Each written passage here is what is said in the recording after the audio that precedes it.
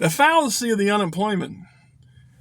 We keep seeing these numbers about record unemployments, and I'm not going to deny that it is some of the lowest unemployment levels I've seen in years. Not going to deny that. Lowest unemployment. And yet so many people are still looking for a good job. Why is that? Well, I don't know. Half of the new jobs available are crap. They're crap jobs that offer no benefits, no long-term no long-term I don't want to say protection. What do I want? Security. No long-term security. No pensions. No benefits. And yet, people are expected to go get those jobs. Well, what do you do when you've done that for 10 years or 15 years or 20 years? At some point, you want your life to be better, don't you? Isn't that the whole goal for everybody, is to improve our lives and the lives of those around us that matter to us? You can't do that working for Amazon. You can't do that working for McDonald's. Not unless you're in management, you cannot. You can't. There was a time not that long ago when a $50,000 a year job was a good job. A good job in America. You could buy a house and a car and pay all your bills. Can't do that now. Everything kept going up and still keeps going up. And we get less for our money. That's what makes it even worse. So we talk about our health care. Well, a good chunk of our American population doesn't have health care at all, or another significant chunk has it only because of Obamacare, myself included. So if they eliminate the ACA Act, then I have no insurance. 59 years old, diabetic, guess I'd die. And they don't care. Why would they care? Why should they care? Should we care that they don't care? Perhaps. But they do everything they can to make their own lives better, themselves wealthier, and yet they step on all of our necks at every chance they get to keep us from doing the same thing.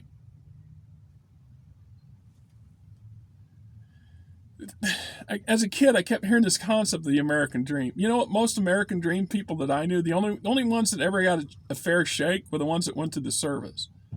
And a lot of them still paid for it in the long run, too. Half of them went into service and did not have good jobs after the service for one reason or another. Most of them, though, had opportunities that gave them that they would not have got in bumfuck Iowa here. That's why so many young people from the poor side of the tracks are encouraged to go enlist. But that's in part by design, too. Keep people poor. The only way out is this. How's that right? It's just like all through the 90s, all I could hear was everybody go, you got to get a college education, get a college education, go to college, go to college, go to college, go to college. I went to college, 2000 to 2002. My GPA was 3.89 or, something like that, 3.89. I was in the top 5% or something. I have a little piece of paper somewhere at home. So I was on some dean's list. It wasn't the list, but I was on a list. So that's something. And my graduate community college had over 900 people in it. Almost like my high school. It's weird. I think about it.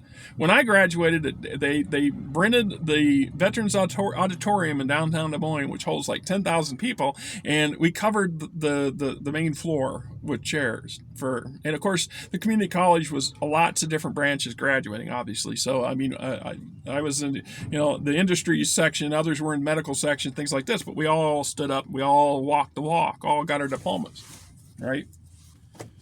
Well, here I am. 2025 is coming right around the corner.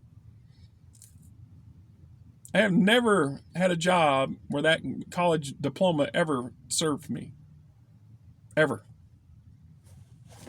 I was sold a bullshit dream. And they sold me one just to give me get you a college education. Well, instead of talking to me about, well, what's your practical skills? You're 30, sir. What have you been doing since high school? Let's see if we can find you something that fits that. So now you have experience. No, we'll just give you some pipe in the dream fantasy, and this is what you wanted. And no counseling, no advice. Just pay us the money. Well, America, you paid for my education. Not me. You did. But thank you very much.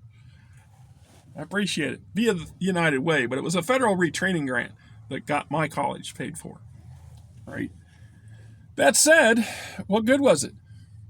A whole lot of people out here with higher educations that can't make ends meet. You know, when you gotta have when you combine your income, your wife works and you work and you're getting 100 grand a year and you're still struggling. What does that say? Yeah, you can say, well, I'm spending too much. I have too many high expectations. And that's true. There's a whole lot of you out there, no offense, America, but there's a whole lot of you people who also been sold some very bad ideas about what your dreams should be. So how many of you went out and bought that 4,000 square foot house with no freaking yard that's half $1,000,000 now? I mean, how many of you guys bought into that where you're spending a third of your income from both of you to pay your mortgage? How many of you bought into that?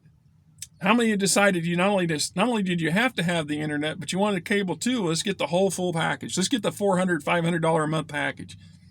That's a choice. I got no internet. I have no cable anymore, and I pay $60 a month to Verizon for my home internet. I'm good with that. After getting screwed over by Mediacom for years, charging me 200 and something for almost nothing. So 200 something from Mediacom, and I got more with Verizon for $60. Go figure. Just saying. What the fuck? Is it a wonder people are pissed and angry and upset?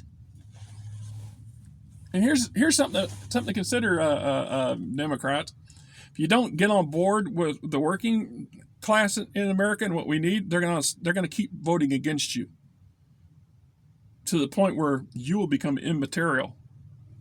Think on that for a minute, huh?